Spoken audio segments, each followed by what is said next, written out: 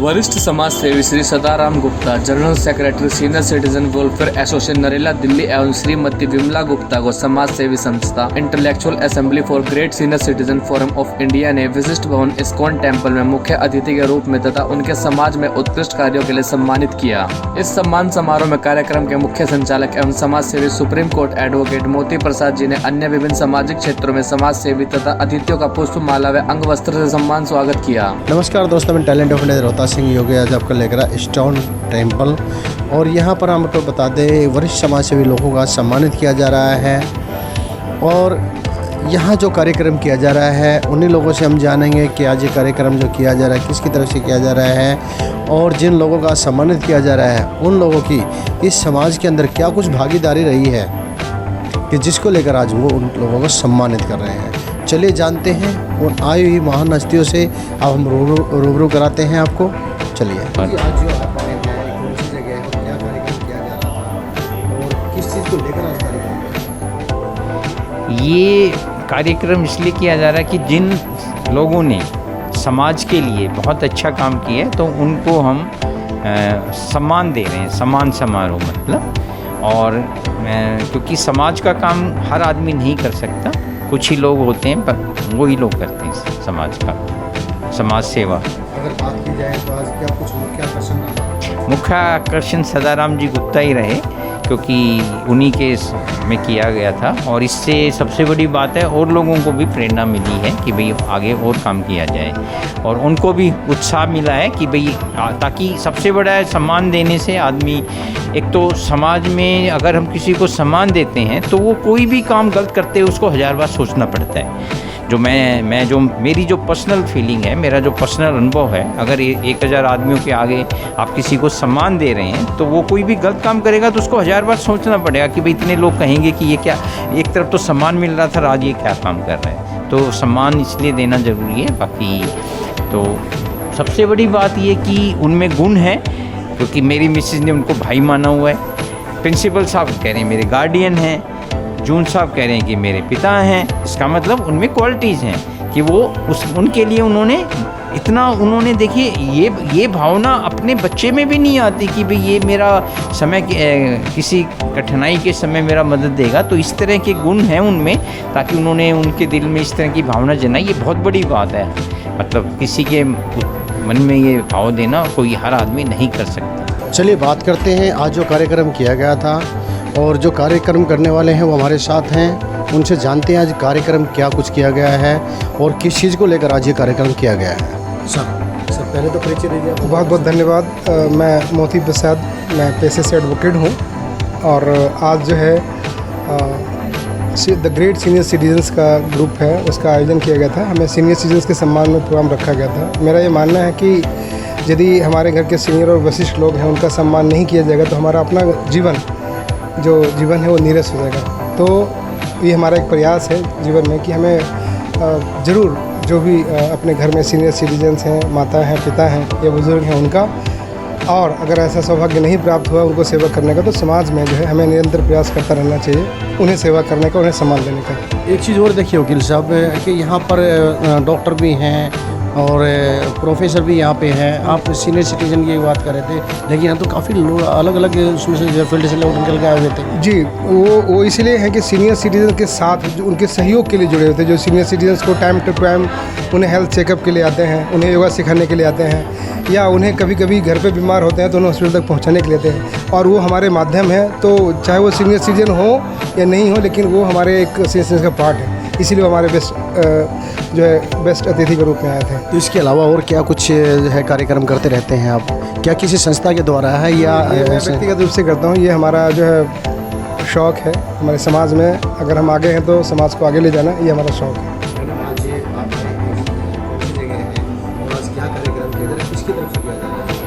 जी, ये ISKCON east of Kailash के प्रांगण में आए हैं और हम यहाँ पर रेगुलरली इंटेलेक्चुअल्स असेंबली को रन करते हैं। बहुत साल से हम मोती प्रसाद जी के साथ एसोसिएटेड हैं। मोती प्रसाद जी सुप्रीम कोर्ट के एडवोकेट एंड सॉलिसिटर हैं। उनके साथ मिलके इस तरह की हम इंटेलेक्चुअल्स असेंबलीज़ को रन करते हैं। कभी हम IAS ऑफिसर्स, ब्यूरोक्रेट्स के साथ ये असेंबली रन करते हैं, तो कभी हम मेडिकल डॉक्टर्स एंड प्रैक्टिशनर्स के साथ ये असेंबली को रन करते हैं। कभी कभी हम स्पिरिचुअल लीडर्स को भी बुलाते हैं जो कि बहुत ज़्यादा स्पिरिचुअलिटी और पूजा पाठ में यकीन रखते हैं। इसके अलावा आज हमने सीनियर सिटीज़न फोरम को बुलाया है और इसमें हमने चीफ गेस्ट के रूप में सदाराम गुप्ता जी, जो कि नरेला RWA फेडरेशन के चेयरमैन भी है, उनके साथ हमने ये प्रोग्राम को इनिशिएट किया है। और उनकी एक टास्क फोर्स में 10 वरिष्ठ सिटीजन्स की एक टीम आई है जो कि डिफरेंट तरह के मेडिकल हेल्थ चेकअप कैंप्स हो गए, डिफरेंट रिक्रिएशनल सेंटर्स हो गए, और जो ओल्ड एज सिटीजन्स हैं उनकी हेल्प के लिए और उनके लिए डिफरेंट पैनल डेस्क इन लोगों ने एस्टैब्लिश करे हैं। और नरेला में बहुत ही अच्छा काम किया है इन लोगों ने, किसी भी स्टाइल के वर्क के लिए इन्होंने बहुत ही अग्रगण्य काम किया। क्या कुछ भागीदारी है उनके समाज की? जी, सदाराम जी का बहुत ही वरिष्ठ योगदान रहता है नरेला की कॉन्स्टिट्यूएंसी के बारे में। और मुझे आज भी याद है कि सदाराम जी के साथ मेरा इंट्रोडक्शन हमारे नॉर्थ वेस्ट ज़िले के MP जो कि हंसराज हंस जी हैं और उस समय हमारे जिला अध्यक्ष नीलदमन खत्री जी होते थे, उनके द्वारा कराया गया। और देवेंद्र सोलंकी जी जो कि हमारे प्रेजेंट जिला अध्यक्ष है भाजपा के उत्तर पश्चिम ज़िले के, उनके साथ मिलके हमने बहुत से मेडिकल कैंप्स रन करे हैं जिसमें हमने 9 हॉस्पिटल्स की टीम को बुलाया और मोर देन 10,000 पेशेंट्स को नरेला कॉन्स्टिट्यूएंसी के एग्जामिन किया। इसमें Fortis hospital, Max hospital Shalimar Bagh, Saroj hospital, Mahavir hospital, Rajiv Gandhi cancer institute, BLK hospital, Artemis hospital और साथ में एक्शन बालाजी कैंसर हॉस्पिटल का बहुत बड़ा योगदान रहा। परमानंद हॉस्पिटल के साथ अभी हमने पिछले महीने ही एक बड़ा कैंप किया जिसमें हमने मोर देन 150 सीनियर सिटीजन्स को सम्मानित किया और इसमें बहुत बड़े लोग आए और साथ में पूरी संत परमानंद की 10 डॉक्टर्स की टीम आई जिसको हमने सम्मानित किया और उन्होंने मोर देन 2000 पेशेंट्स को एग्जामिन किया। सदाराम गुप्ता जी का हमेशा समाज के प्रति बहुत ही योगदान रहा है और वो किसी भी फील्ड के कार्य क्षेत्र हो, किसी भी तरह का मंदिर का कार्यक्रम हो, किसी भी तरह का वरिष्ठ सिटीज़न के लिए कार्यक्रम हो या किसी भी तरह से स्वतंत्रता संग्राम और स्वतंत्रता सेनानियों को सम्मान देने के लिए कार्यक्रम रहा हो या ब्लड डोनेशन कैंप्स रहे हो, कोरोना वॉरियर्स की टीम खड़ी करनी रही हो, health care workers more than 10,000 develop करना हो, NCR पेरिफेरी में किसानों के लिए हेल्प करनी हो, हर तरह के सपोर्ट के लिए सदाराम जी का हमें बहुत स्पेशल योगदान रहा है। उन्होंने शिक्षा के लिए भी बहुत अपना समर्थन दिया है। अपनी कॉन्स्टिट्यूएंसी के बच्चों को जो कि अच्छे नंबर्स लेके पास होते हैं या नेशनल और स्टेट लेवल पर जो स्पोर्ट्स में आगे जाते हैं, उन रेगुलर टाइम टू टाइम ये लोग सर्टिफिकेशन प्रोग्राम्स करते रहे हैं।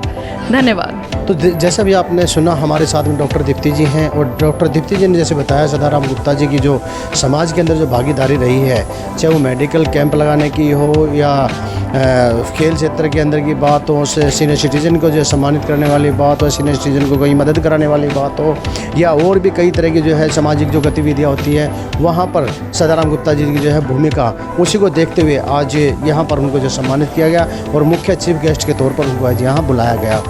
तो चलिए जानते हैं और लोगों से क्या कुछ कहना है। तो चलिए जानते हैं, आज हमारे साथ डॉक्टर मौलाना अब्दुल कलाम के डॉक्टर हैं हमारे साथ में, डेंटल हैं, और उन्हीं से जानते हैं आज जो यहाँ पर पहुँचे हैं किस तरह का सम्मान यहाँ दिया गया है और कैसा कार्यक्रम लगा आज उनको, और करने वाले जो थे उनके किस तरह के विचार हैं वो भी जानते हैं। सर पहले तो हमारे दर्शकों को आप थोड़ा परिचय दे दीजिए। मैं राधेश्याम हूँ, मौलाना आज़ाद इंस्टीट्यूट ऑफ डेंटल साइंसेज से, और यहाँ सदाराम जी को एक सम्मान समारोह में बुलाया गया था, उसमें हम भी उपस्थित थे।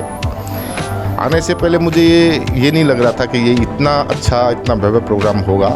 मैं बहुत ही खुश हूँ इससे। और यहाँ के अलग अलग लोगों से, कोई साइंटिस्ट हैं, डॉक्टर्स हैं, आर्मी के जनरल्स हैं और कुछ सीनियर टीचर्स हैं, जो स्कूलों के, हॉस्पिटलों के मालिक हैं और इवन मीडिया वाले लोग भी, ये सब इतने अच्छे तरीके से, इतना वेल ऑर्गेनाइज प्रोग्राम था, ये हमने सोचा भी नहीं था। और लोगों का इतना अच्छा अनुभव, स्पेशली नारी शक्तियों के विषय में इतना बताया गया, बहुत अच्छी कविताएं बताई गई और सब लोगों को बहुत अच्छे से सम्मानित किया गया। यहाँ की जो मैगजीन छपी हैं दोनों की तरफ से प्रेस रिलीज़ की, और सदाराम जी की खुद की पर्सनल मैगजीन भी सब लोगों को दी गई है और सबको बहुत अच्छे से सम्मानित किया गया है। सीनियर सिटीजन का क्यों सम्मान होना चाहिए उसके विषय में भी लोगों ने अपनी अपनी राय रखी बहुत अच्छी तरीके से। बहुत अच्छे संस्कारों की बात यहाँ पे की गई है और सभी लोगों को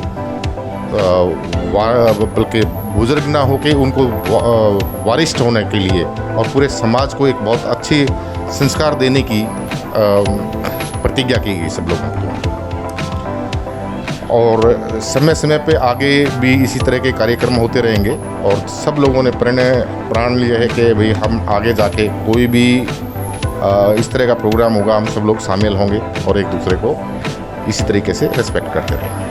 बहुत बढ़िया बात कही डॉक्टर साहब आपने। मैं एक चीज़ और जानना चाहूँगा, हमारे दर्शक भी जानना चाहेंगे, क्योंकि आप अगर मैं ये बात नहीं पूछूँ तो शायद हमारे दर्शक इस शिकायत भी करेंगे मुझसे कि आपने ये सवाल क्यों नहीं किया। क्योंकि अब मौसम चेंज हो रहा है डॉक्टर साहब और आप डेंटल हैं, तो उसके बारे में थोड़ा बताइए हमारे दर्शकों को कि वो किस तरह अपने दांतों का ख्याल रखें ताकि जो मौसम चेंजिंग में है उससे उनके दांतों को नुकसान ना हो। देखिए, मौसम का तो नहीं पर खान पान का ज़रूर दांतों पर असर पड़ता है। जैसे कभी आप जैसे बहुत गर्म में एकदम से खा रहे हैं उसके बाद में फिर तुरंत ठंडा ना लें, ठंडा लेके या एकदम से गर्म ना लें। और कोई भी खाने पीने की चीज़ से स्पेशली जिनके अंदर एसिड है, जैसे फीजी है, ड्रिंक्स हैं, इस टाइप की चीज़ें लेने से क्या है दांत के ऊपर का जो सतह होती है इनामल बोलते हैं वो उस केमिकल रिएक्शन से डिज़ोल्व हो जाते हैं, डीमिनरलाइज हो जाते हैं और दांतों की लाइफ कम हो जाती है। अल्टीमेटली वो ये भी हो कि वो टूटने शुरू हो जाएंगे। तो इस टाइप की चीज़ों से बचें। दूसरी चीज़ें जैसे स्मोकिंग है, गुटखा है, पान है, इस टाइप की चीज़ें भी ना खाएं। दूसरी चीज़, खाने के बीच में जैसे चिपके वाले पदार्थ जो होते हैं, जैसे कोई चीज़ खाने के बीच में आपने स्टिक की चीज़ ले ली, जैसे टॉफ़ी है, चॉकलेट है या कोई और गुड़ जैसी चीज़ें खाने के बीच में खा ली और वो दांतों में चिपक गई, तो वो यदि साफ़ ना हो तो वो बहुत हानिकारक होती है। सबके मुंह में छोटे छोटे बैक्टीरिया होते हैं, जो बैक्टीरिया उस खाने को खा लेते हैं और उसको एसिड में, एक तेज़ाब में बदल देते हैं और तेज़ाब उस दांतों की जहाँ पे भी खाना फंसता है उस जगह को डिमिनरलाइज करते हैं, काला पड़ जाता है, धब्बा पड़ जाता है, नीला पड़ जाता है, जिसको हम कहते हैं कीड़ा लग गया। दरअसल ऐसा कोई कीड़ा नहीं होता जो लकड़ी की तरह दांत को खा रहा है, उसमें छोटे छोटे बैक्टीरिया हैं, वो खाने को खाते हैं और खाने को वो एसिड में, एक तेज़ाब में बदल देते हैं।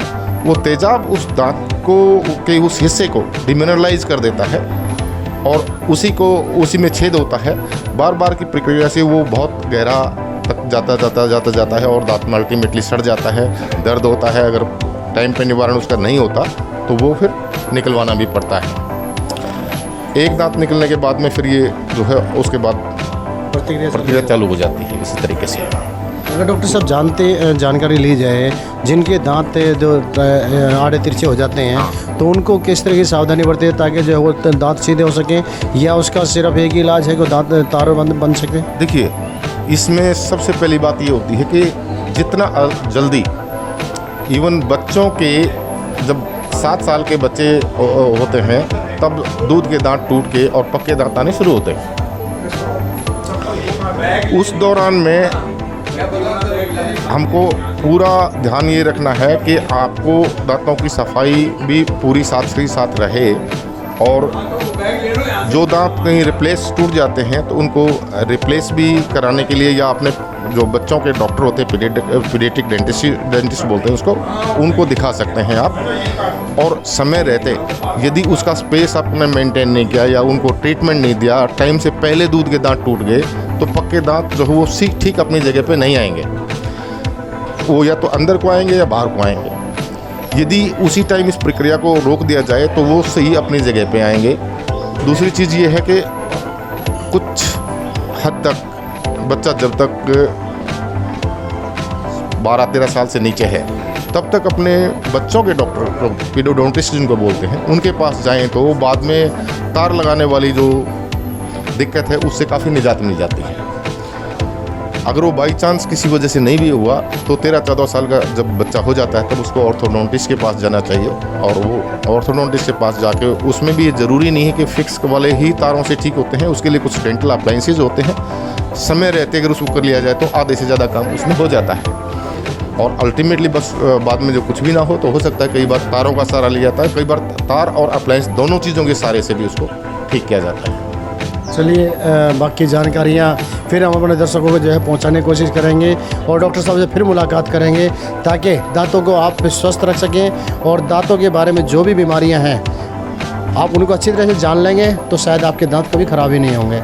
सबसे ज़रूरी जो बात कही डॉक्टर साहब ने, खान पान पर आपको ध्यान रखना बहुत ज़रूरी है। तो वही चीज़ सबसे पहली चीज़ ज़रूरी होती है। शरीर का कोई भी अंग हुआ वो अगर नुकसान करता हो सिर्फ खान पान पर ही करता है, तो यही सबसे बड़ा नुकसानदायक है। इसलिए इस पर ध्यान दें जिससे आपको कभी भी कोई नुकसान ना हो। Talent of India Rohtas Singh Yogi.